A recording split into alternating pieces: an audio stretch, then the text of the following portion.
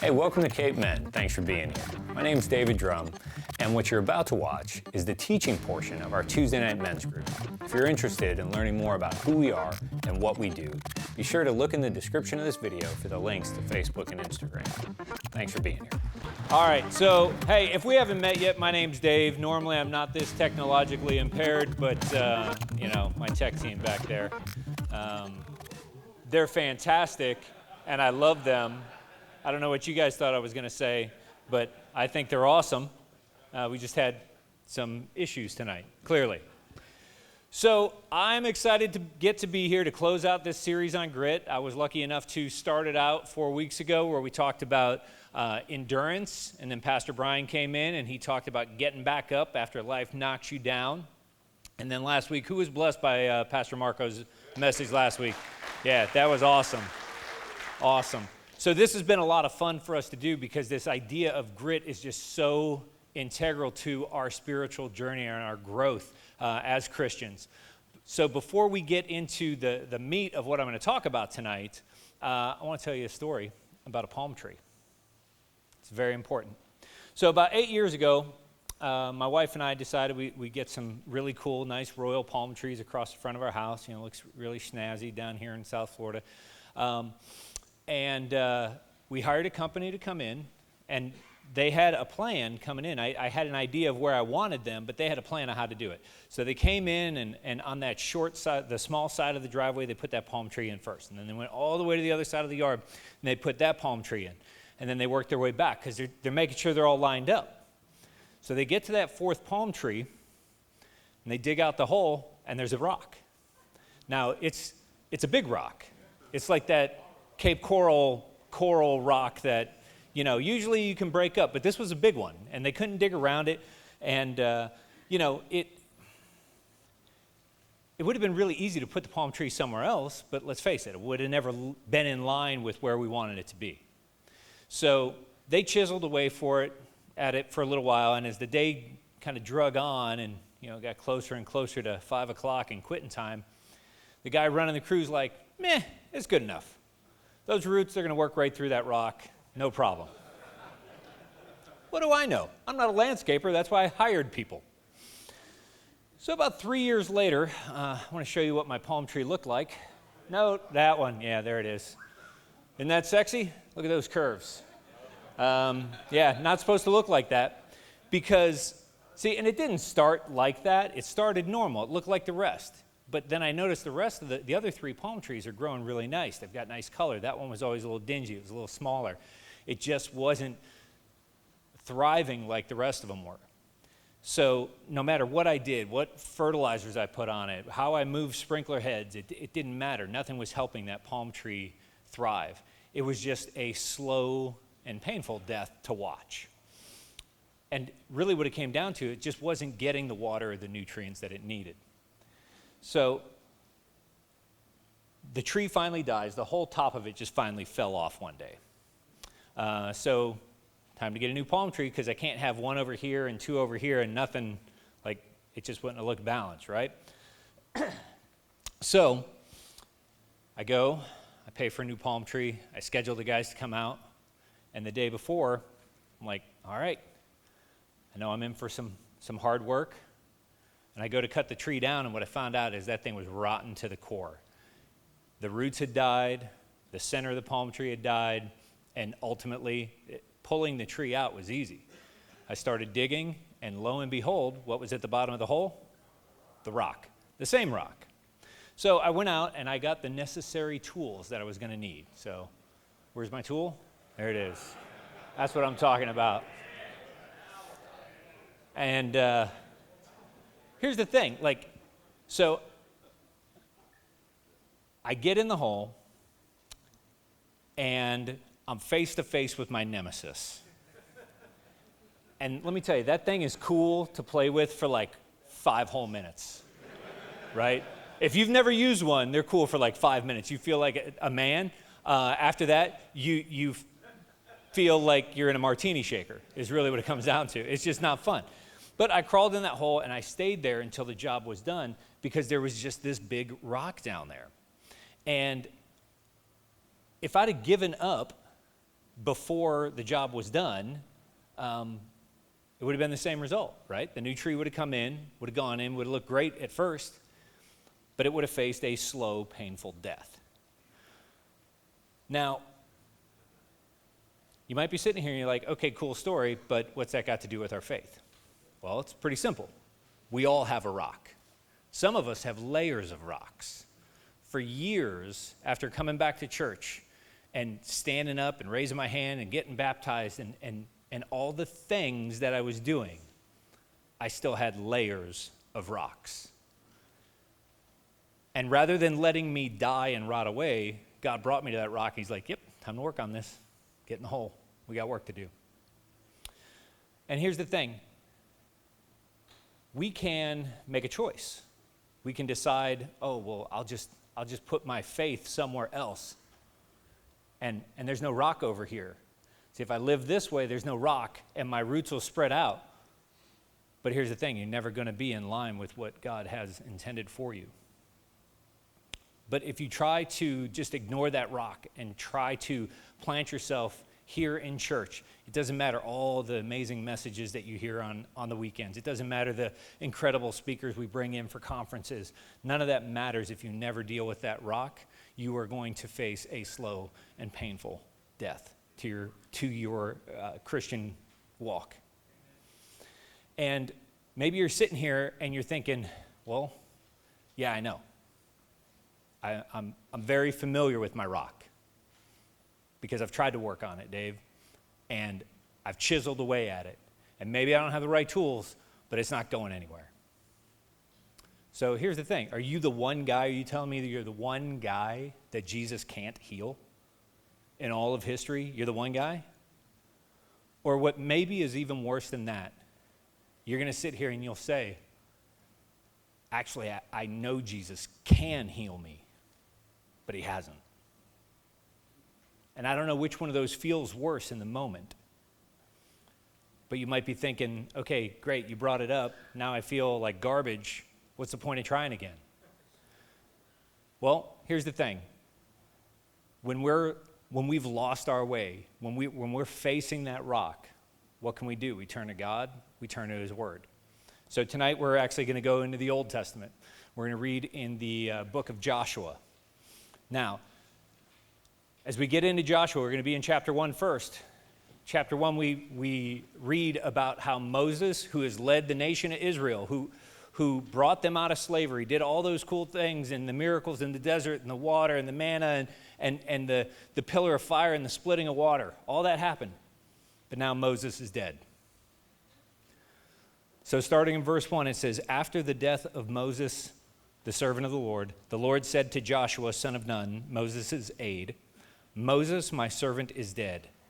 Now then, you and all these people get ready to cross the Jordan River into the land I'm about to give them, to the Israelites. I will give you every place where you set your foot, as I promised Moses. Man, that sounds pretty good, right? God's making good on this promise that he had already made to Moses. And just that idea, I will give you every place where you set your foot. That seems like a pretty good promise. So, jumping ahead into chapter 6, verse 2. The Lord said to Joshua, see, I have delivered Jericho into your hands, along with its king and its fighting men. And this is cool because God has given Joshua the plan. This is how we're going to deal with this. The problem is, Joshua now has to give the plan to his army. Verse 6, so Joshua, son of Nun, called the priests and said to them, take up the ark of the covenant of the Lord and have 7 priests carry trumpets in front of it. And he ordered the army, advance, march around the city with an armed guard going ahead of the ark of the Lord. Jumping ahead to verse 10, but Joshua commanded the army, do not give a war cry, do not raise your voices, do not say a word until the day I tell you to shout, then shout. Now, if you're in the army, you might be like, huh? Because that's not how you fight. You start with the yelling and the carrying on. So we had the ark of the Lord carried around the city, circling it once, Then the army returned to the camp and spent the night there. Joshua got up early the next morning, and the priests took up the ark of the Lord. The 7 priests carrying the 7 trumpets went forward, marching before the ark of the Lord and blowing the trumpets. The armed men went ahead of them, and the rear guard followed the ark of the Lord, while the trumpets kept sounding. So on the second day, they marched around the city once and returned to camp. They did this for 6 days. Okay, let's talk context. Where is this taking place? The Middle East. It can be a little warm there, right? But we're going to go for a walk around a city. Not once, not twice, but every day for 6 days. And it's not just a walk. We're going as if we're going to battle. Shield, sword, helmet, armor, spear. And now we're going to go for a walk in the desert. Sounds amazing, but don't say anything. Don't shout, don't taunt, nothing. So, how frustrated do you think these guys are at this point? Think they're sitting back in camp at night? Here we go again. Wonder what we're going to do tomorrow. We're probably just going to walk around the city again. Or somebody else might be like, hey, I'm not sure, but I don't think old Joshy got a plan. Or maybe there was that one guy who said something worse. Hey, didn't God say he was going to give us the land that we put our feet on? Because we put our feet all over this land. He ain't given us nothing. Where is he? Verse 15. On the 7th day, they got up at daybreak and marched around the city 7 times in the same manner. Except on that day, they circled the city 7 times. The 7th time around, when the priest sounded the trumpet blast, Joshua commanded the army, "Shout, for the Lord has given you the city. The city and all that are in it are to be devoted to the Lord." When the trumpet sounded, the army shouted, and at the sound of the trumpet, when the men gave a loud shout, the wall collapsed. So everyone charged straight in, and they took the city. Which, awesome. They've won the battle. How many of you think there's still questions? Even in victory, there's questions. Like, hey, why didn't we just start with 7 laps? Or, hey, if we weren't going to fight until day 7, why did we get dressed every day? See, God had called the nation of Israel and Joshua to be faithful to something. And that was an issue for them. Over and over and over, being faithful to the Lord was an issue for the nation of Israel, which is why they had to wander the desert for 40 years. See, Scripture doesn't really explain the why behind God's planning or his timing. And the fact of the matter is, he's God. He doesn't actually owe us an explanation, now does he? So, back to your rock, my rock, our collective rocks. Because maybe you're sitting here and you know your rock well because you've tried to chisel away at it. And I'm asking you to get in the hole again and do some more work. But here's the thing. We don't know God's plan. But we also don't know who's watching. We don't know who's watching our faithfulness to what we're called to do. And they don't know what the fruitfulness is going to look like. And here's the thing. It can be very frustrating if we mess up these 2 words. See, faithfulness is a gift we can give to God every day. Fruitfulness is the gift he gives to us whenever he wants. And if we get those backwards, if we start expecting daily fruitfulness in lieu of our faithfulness, we're going to end up bitter and angry. So back to the tree. See, it took time and it took effort, and just like Israel, I didn't feel like I was getting anywhere fast. But because I stayed faithful to the task that I knew needed done, I had a breakthrough. Now, that breakthrough was literal. After about 4 hours in that hole, I finally literally cracked the rock down the middle. And when that happened, water came up from underneath the rock. So, just for the record, I knew right then I was going to stand up here and give this someday. I mean, there's an illustration that'll preach right there. Okay? So in terms of this tree, breaking through that rock meant water and nutrients and an abundant life. But for our rocks that we face in our spiritual life, breaking through that rock, on the other side of that is peace, provision for an abundant life in Christ. Now, at the end of that day, the landscaper showed up. They dropped the new tree in. I see number 5 there. So that's what it looked like. And you're like, oh, cool. What does it look like now, Dave? Go to the next one. That's what it looks like now. And that's what my wife says when she looks at the tree. She's like, yes, you did it. See, here's the thing. It's easy to put on the show and be like, oh, yeah, I fixed it. Look, here's the new tree. But what does it look like a year later, 2 years later, 3 years later? Oh, no, I dealt with that problem. See, I'm good. I went to church on Sunday. I'm good. But what does it look like a year later, 2 years later, 3 years later? Are you revisiting that same issue over and over again? Okay? Here's the thing. We need to open ourselves up and be prepared for the Spirit to speak to us. Be prepared for the Spirit to direct us when and where to do that work, alone in a hole. And I get it. It's lonely down there. It's not fun. But see, here's the thing. You can put that tree somewhere else, and it's never going to lie. It might, that first tree would have lived forever if I'd have put it somewhere else. But it was never supposed to go anywhere else. It was supposed to go there.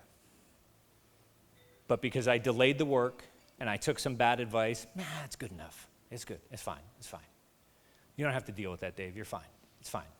Rub some dirt on it. Suck it up. Guys don't talk about that. Yeah, my dad had problems with anger too. My dad cheated on his wife. Why wouldn't I cheat on mine? But if we continue down the same path, we're going to be met with the same result, a slow, painful death. So, how do we get past this? What are the steps we need to take? Okay? Well, first off, you got to have grit. This whole series is about this idea of grit, focusing on the end game, having that persistence, driving forward, being willing to endure the first 6 laps, the first 6 days to get to that 7th lap. And if you've been in that hole before and you've chiseled away at that rock, maybe you're on lap 3, maybe you're on lap 4, maybe you're on lap 5. I don't know. God knows.